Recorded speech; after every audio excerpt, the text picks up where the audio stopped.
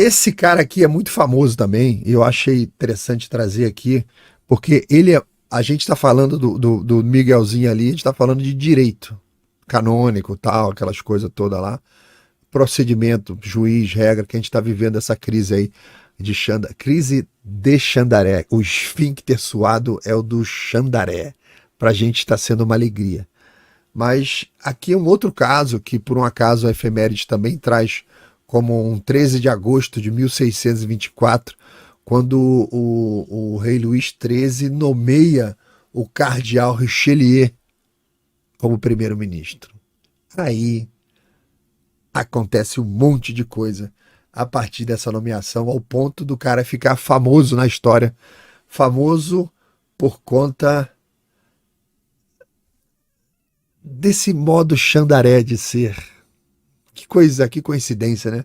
A gente trazer aí no mesmo dia do dia que o esfíncter de Xandaré está suado, a gente traz aí um exemplo de um Xandaré da história, né? Então, o rei da França, lá, 13 de agosto, nomeou, o nome dele era Armand, nomeou Armand Jean de Plessis, Armandão, nomeou Armandão cardeal. Mudou de nome, virou cardeal Richelieu, primeiro-ministro, marca o início de uma era de centralização de poder destinada a tornar ele queria tornar a França um grande país. Esses idiotas que falam, vamos centralizar poder em mim, que o país vai ficar grande, vai crescer, vai ficar muito bom. Ele nasceu ali por volta daquela mesma época do Miguelzinho, né? O Miguelzinho estava morrendo, ele estava nascendo. Cresceu numa família nobre, em Chile, mas era uma família nobre, pobre, que já tinha perdido recursos, tal, o próprio nome da família. Ele tinha originalmente sido encarregado para a carreira militar, tá? Mas ele foi forçado a seguir uma vida eclesiástica para manter o controle que a família tinha sobre o bispado de Luçon. Então tinha essa coisa, né? Quem viu aquela série, ai, cara, como é que é o nome? Downton Abbey, que você tinha uma família nobre. É belíssima essa série bonita, muito bem feita. Que uma família nobre toma conta de uma casa, de umas propriedades lá e tudo acontece ali em volta daquela família. Muito interessante essa série para você ver como é que funcionava a propriedade de um nobre. Então a família dele tinha a responsabilidade sobre o bispado de Luçon. Ele ia ser militar e o pessoal falou: não, você vai ser bispo, senão a gente vai perder aquele bispado que é destinado à nossa família, a gente tem que preencher. Então ele foi estudar lá na Universidade de Paris, se destacou muito em teologia, direito canônico também.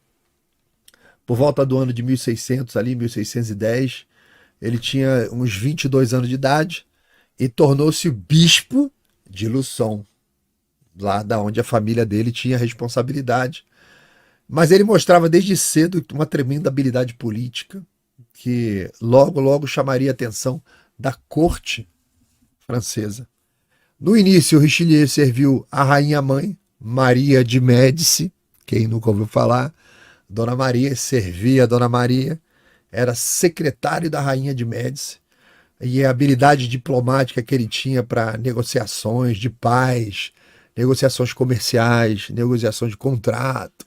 Então era um baita de um braço direito ali da rainha. Ele participou das negociações de paz com os Huguenots. Eu vou entrar já nesse assunto de quem eram os Huguenots. E fez vários outros trabalhos ali no sentido de trazer uma harmonia para aquele ambiente e tal. Ele estava só arrumando espaço, na verdade. Então, em 1622, ele foi nomeado cardeal, tá? E o que eleva o poder do cara. 2 anos depois, 1624, o rei, pressionado ali pelas constantes crises internas, estava precisando de um cara para fazer essa gestão, um cara para fazer os negócios caminhar direitinho. Aí Maria conversa com ele, fala com o rei: Luizinho, tem um cababão que trabalha comigo aqui, Xandarieu, Chandelier. E o rei foi lá e nomeou o Richelieu de Chandaré como primeiro-ministro, como se fosse o grande governante, rei, Estado. Richelieu de Chandaré, o governo, né? E o Richelieu tinha um objetivo claro. Quando ele começou a trabalhar, ficou muito claro. Ele dizia que ele queria fortalecer o poder absoluto do rei, fortalecer o absolutismo e consolidar a França como uma grande potência europeia, né? Aí, para isso, ele iniciou uma série de reformas, tinha tudo para dar errado, centralizadoras, estabelecendo uma autoridade sobre todas as instituições da França. E um dos primeiros alvos dele foi a tal da rebelião dos Huguenots, que eram protestantes franceses que haviam conquistado alguns direitos políticos e até militares.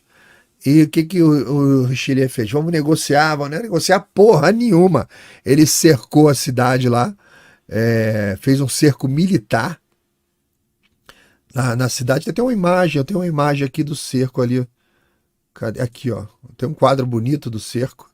Ó, que quadro bonito, né? Então ele sitiou lá La Rochelle, a fortaleza Huguenote, e após 14 meses de cerco, 14 meses, enfraquecendo ali a cidade, em 1628 ele tomou a cidade lá dos protestantes e aplicou severas punições para todo mundo. Ele também enfrentou várias conspirações, vários ataques que foram feitos por outros nobres. Teve uma conspiração muito famosa, que é a conspiração de Chalais, que vários nobres também se envolveram, e ele não queria nem saber, passava a régua em todo mundo. E o destino dessa galera era sombrio, tá? Muitos sendo executados, muitos sendo exilados, alguns perdendo o passaporte, perdeu as redes sociais, né? Tiveram a Polícia Federal na sua porta, teve Fish Expedition, teve esse tipo de coisa, né, que acontece nas democracias. Então, na parte internacional, embora não tivesse Twitter naquela época, o Richelieu também foi implacável com os inimigos da França, né? Ele envolveu a França na Guerra dos 30 anos. Tem a Guerra dos 100 anos, tem a Guerra dos 30 anos. A gente tem uma tendência natural a achar que a Guerra dos 100 anos foi pior. Não, a Guerra dos 100 anos foi mais diluída, a Guerra dos 30 anos foi mais intensa. Inicialmente, ele apoiava os protestantes alemães. Você vê, ele lutava com os protestantes da França. E foi apoiar os protestantes da Alemanha, porque os protestantes da Alemanha estavam lutando contra os Habsburgos católicos, que era a família de Leopoldina. Teve uns 300 anos antes da Leopoldina nascer, a família da Leopoldina é um império de 1000 anos, os Habsburgo, né? Então, embora fosse um cardeal, o Richelieu sempre colocava os interesses dele acima do que, quer dizer, o interesse do que achava correto, acima dos interesses da França e acima até da religião. Ele estava se colocando acima disso tudo. E esse quadro ficou um quadro bonito, eu acho esse quadro muito bonito. Ele criou uma rede diplomática sofisticadíssima, reforçando ali o próprio exército francês, preparou o caminho para uma expansão territorial que seguiria ali no reinado de Luís XIV. Richelieu também fundou a Academia Francesa para promover cultura, para promover a língua, consolidando o poder da França como uma cultura dominante. Quando a gente chega no século XIX, você vê os brasileiros falando francês, americano falando francês, inglês falando francês, português falando francês, vem muito dessa época, com todo esse trabalho do Richelieu para transformar a França numa potência não só econômica, mas como cultural também no mundo. E nos últimos anos aí do Richelieu, ele teve uma saúde bastante debilitada, mas ele continua a governar ali com mão de ferro, matava todo mundo que se metia na frente dele, democraticamente. Ele tinha várias doenças, então ali no final de 1642, Ele faleceu ali na cidade de Paris, próximo de 60 anos de idade, por aí.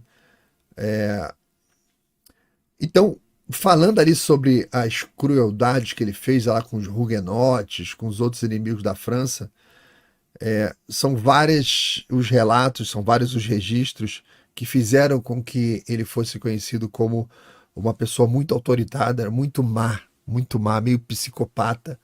Eu já vi isso em algum lugar eu já vi uns caras assim meio psicopata também no judiciário. Você já deve ter visto também, né? Isso aí não deve ser muito estranho para vocês, não. É, a maneira como ele tratou os huguenotes ali, as execuções, você quando olha hoje, se enquadraria tranquilamente pelo próprio direito em crimes contra a humanidade, de tão cruel que ele foi. Várias conspirações que ele mesmo criou, várias execuções de nobres. Para vocês terem uma ideia, essa guerra dos 30 anos, porque ele perseguia nobre, perseguia camponês, ele perseguia qualquer um. O campesinato sofreu muito na mão dele. Essa guerra dos 30 anos, registros oficiais estimam entre 4 e 8 milhões de mortos naquela época.